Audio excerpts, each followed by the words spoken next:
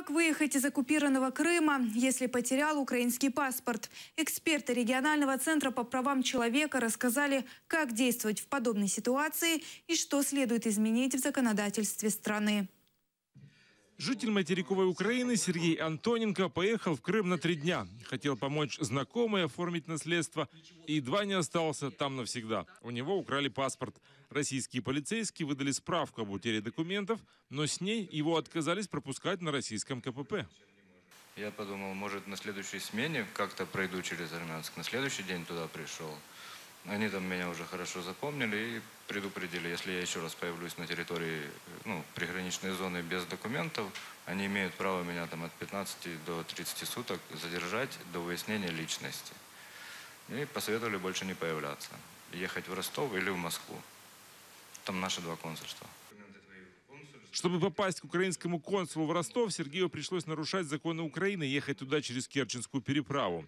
Украинское дипломатическое представительство встретило закрытыми дверями в честь праздника Дня Конституции, а потом огромными очередями и завышенными тарифами на оформление документов.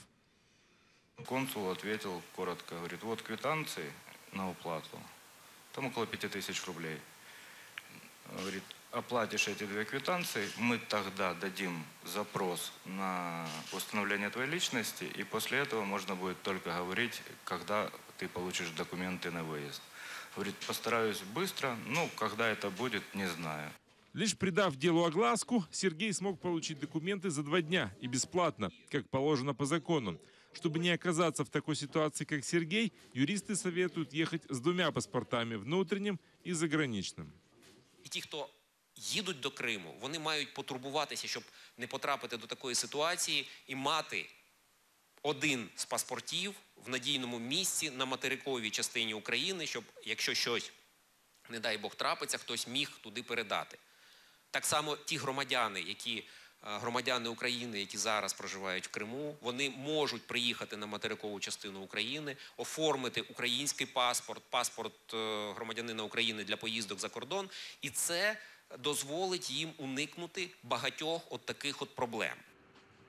Правозащитники призывают Министерство иностранных дел реформировать консульские службы и дать возможность оформлять документы в электронной форме. Они предлагают также освободить от административной ответственности тех, кто вынужден незаконно ездить за утерянными документами из Крыма в консульство. Пока же юристы Центра готовят иск в Европейский суд по правам человека о нарушении свободы передвижения как со стороны России, так и со стороны Украины. Роман Спиридонов, Эльдар Тарахташ, Заман, АТР.